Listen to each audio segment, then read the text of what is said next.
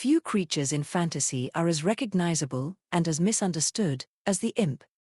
Modern audiences usually picture a small, red-skinned demon with horns, wings, a pointed tail, and a mischievous grin. Imps appear everywhere from role-playing games and fantasy novels to horror films and cartoons, where they are often portrayed as miniature demons, supernatural henchmen, or chaotic little tricksters. But the history of the imp is considerably stranger than that familiar image suggests. Unlike dragons, elves, or trolls, the imp was never a single, clearly defined creature within European folklore. The word evolved over centuries, gradually acquiring associations with mischievous spirits, goblins, witches, familiars, and demons. The modern fantasy imp is therefore less a direct survival of one ancient creature than a fascinating blend of several supernatural traditions. For anyone interested in fantasy and folklore, the imp provides an excellent example of how a folkloric concept can evolve from superstition into mythology,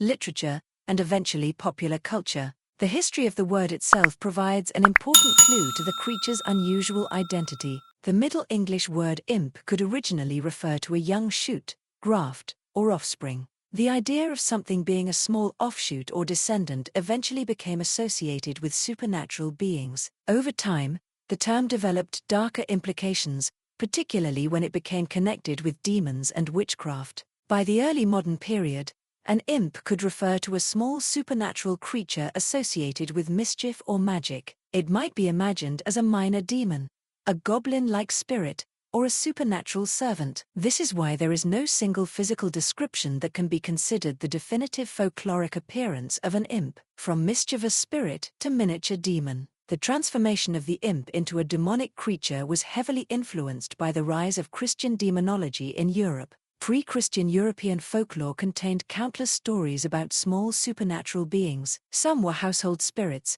others inhabited forests, mines, fields, or remote wildernesses. Their behavior could be helpful, indifferent, mischievous, or dangerous. Christian interpretations frequently reorganized this supernatural world according to a more rigid distinction between divine and demonic forces. Spirits that did not fit comfortably into Christian cosmology could increasingly be interpreted as manifestations of evil. The imp was particularly well suited to this transformation. A mischievous little spirit could become a demon's servant. A household nuisance could become a witch's familiar. A mysterious creature from folklore could become an agent of Satan. Eventually, the image of the imp became intertwined with the broader visual tradition of the devil. This is where the horns, wings, tail, and red skin begin to make sense. The horns come primarily from the visual tradition of depicting demons as bestial or monstrous beings. Christian artists frequently used animal characteristics to distinguish demons from angels and humans.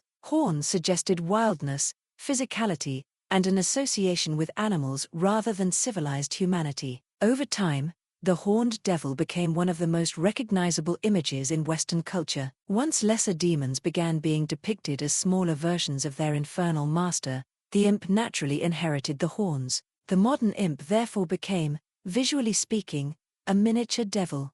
One of the strangest developments in the creature's history is the transformation from frightening supernatural entity to comic character. Once the imp was established as a lesser demon, it became increasingly easy for writers to portray it as incompetent, cowardly, greedy, or sarcastic. A gigantic demon is frightening. A tiny demon who keeps getting yelled at by the gigantic demon can be funny. This gave fantasy writers an incredibly versatile character archetype. The imp could remain sinister while simultaneously providing comic relief. Modern fantasy has exploited this contrast extensively. The creature may be evil, but it may also be petty. It might spend centuries studying forbidden magic only to become obsessed with stealing someone's sandwich. That juxtaposition has become one of the imp's defining characteristics. The best fictional imps, however, are not simply comic relief. Their real danger comes from intelligence. An imp doesn't necessarily have to be physically powerful. It can be dangerous because it understands rules, it understands contracts, it understands magic. Most importantly,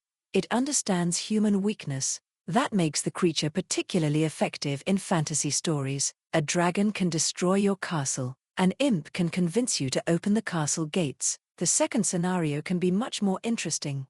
Fantasy frequently places imps alongside fairies, elves, goblins, and other supernatural races. Historically, this relationship is more complicated. Fairies were not necessarily considered demons. In many traditions, they were mysterious beings with their own rules and societies. They could be benevolent, indifferent, or dangerous. Christian writers sometimes interpreted such beings as demonic, however, creating a conceptual bridge between fairy folklore and demonology. The imp sits comfortably in this borderland. It can behave like a fairy trickster while looking like a demon. It can be clever like a goblin while serving an infernal master. This hybrid quality helps explain why fantasy writers have found the creature so useful. For modern fantasy fans, the imp's evolution through Dungeons and Dragons is particularly significant. The game helped codify the imp as a recognizable type of minor fiend, intelligent, magically capable, deceptive, and associated with the infernal hierarchy.